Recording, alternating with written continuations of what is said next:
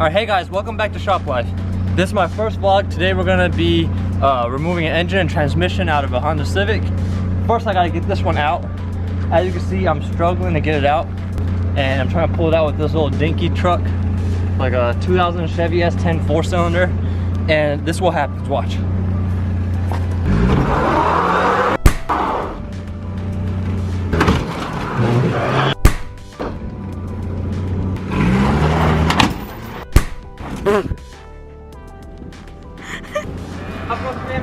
Oh damn, we took that whole ant pile with us.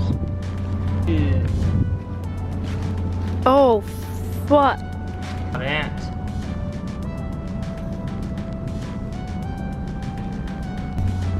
What are you doing? Spraying them down with WD-40. Is it doing anything? No. Nothing at all. You're right. I need another truck. It's not gonna work. It's not gonna work. You got an ant on you. No! No, really? Yeah, it was. I don't know if it's still on you. Alright, we need another car. Let's see. This is the car we're taking the engine out of, by the way.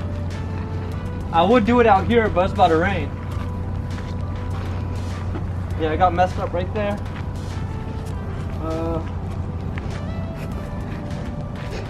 Damn. Should we try with the Subaru? What if it damages a Subaru? I'm not gonna do it like how I did that. I'm just gonna do a steady pull. Subaru's all-wheel drive. It's also already sold. Oh yeah, you're right. We can try your car. You wanna use your car? It's lowered, it's gonna give it better.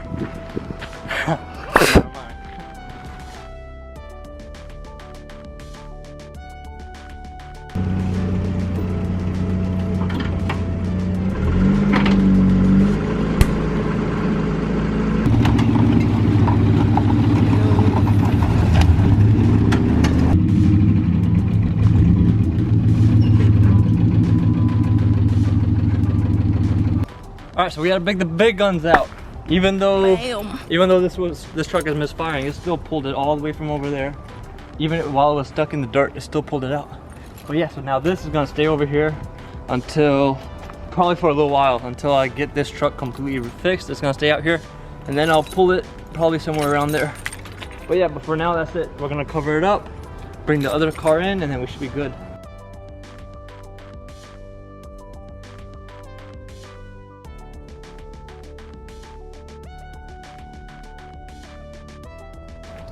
Alright, so today's focus is primarily going to be on removing the engine and transmission. I'm going to give you general steps for any car, but we're going to be removing it out of this 2002 Honda Civic LX. Removing the engine and transmission, and we're just going to sell the whole assembly as one. They want the harnesses as well and the ECU, so I'll make a video on taking everything out. So first things first, in order to remove an engine and transmission, what you do is you're going to jack up the car, you're going to drain all of the fluids, and then after that, you're gonna remove any accessories that are attached to the chassis.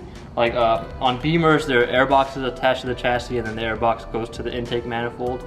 On here, it's not like that, but only on here, the engine mounts go right to the chassis. It's front wheel drive, the transmission is right here, and the axles go straight to the two wheels. So we have to remove the axles as well, and then we have to remove any of the shift linkage. On here, this is automatic, so it's probably just like a wire that's coming from the shifter.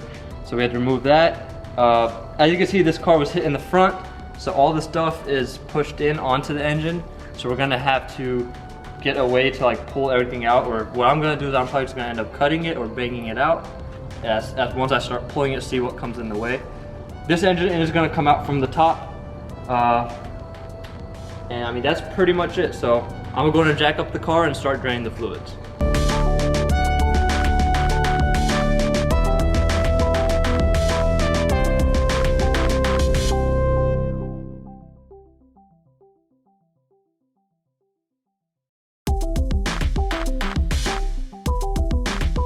Alright, so now I'm going to go ahead and remove this ground cable, the radiator, the thing that holds the radiator and the condenser, and try to get all that out. All the refrigerant already leaked out of the condenser, so I don't really have to worry about vacuuming it out. So I'm just going to cut all the lines and just get it out.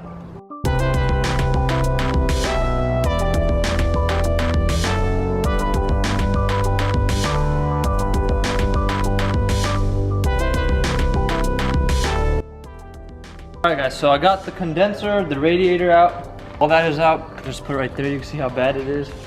This is the condenser. It tore off one whole row. And all this is all bent. And then the radiator's outside. I just put it in the metal scrap. This one's also bent. Now I'm going to take out the rest of the harness from inside. And then I'm gonna go ahead and take off the exhaust. And then once I have the exhaust, then I'll start taking out the mounts and the axles. And then we'll go from there. I just took out the power steering line.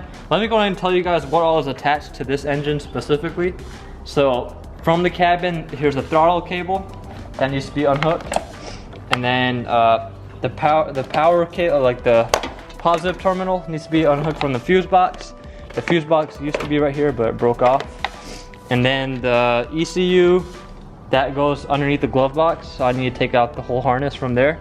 I'm still going to do the ECU as well, but also the exhaust is connected to the engine. There's another mount right here. Then there's the engine mount right here on the side. There's one back here, which you probably won't be able to see. And then there should be, well, actually no. Yeah, and then there's one right here. And then after that, only thing else that's hooked to it is the AC line that goes to the cabin. And then that is the axles, the two axles that go to both wheels. So once all those are out, then you have to release the shift linkage as well, which on here I still haven't checked. I'm pretty sure it is like a little bolt that holds the wire in to engage the park, reverse, and drive.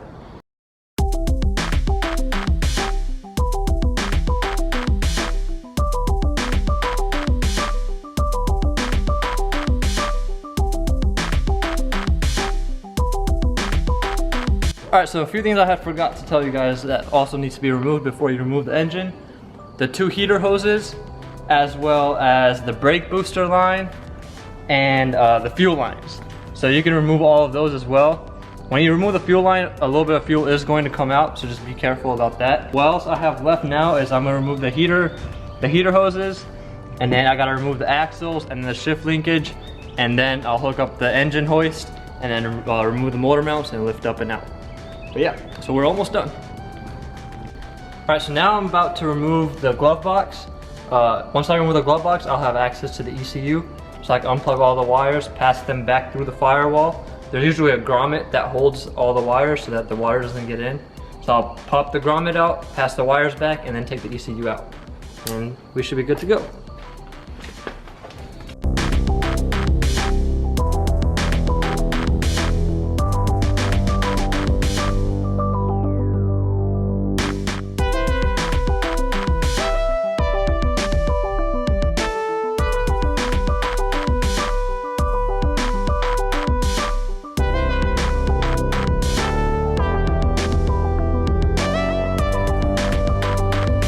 Here's the ECU right here.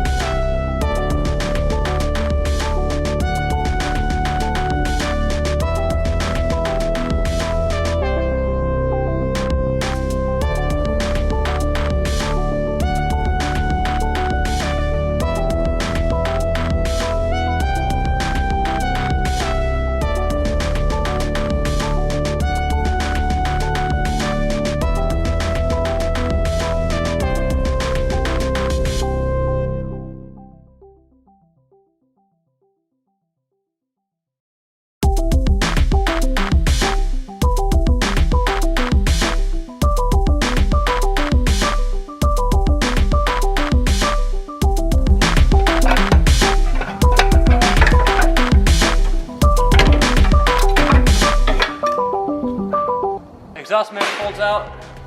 Both axles are out. Well, that axle's completely out. The passenger side I couldn't get all the way out, so it's just loose in there. Throttle cables are out. Only thing that's left is a shift linkage and the engine mounts. So I'm gonna disconnect the shift linkage, and then I'm gonna go ahead and bring the engine hoist. There's two little spots to hook it up to. Hook it up, and then I'll release all the engine mounts. Then we're good to go.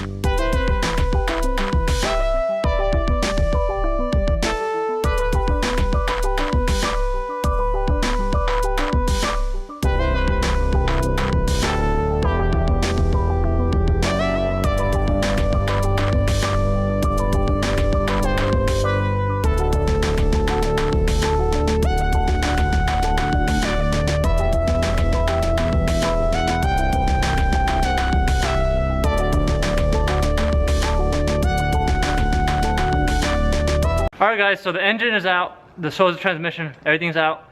Now I'm just gonna wait on the dude to come and get it, and we are done for today. So thanks for watching. Like the video if you like it, subscribe if you can. Appreciate it.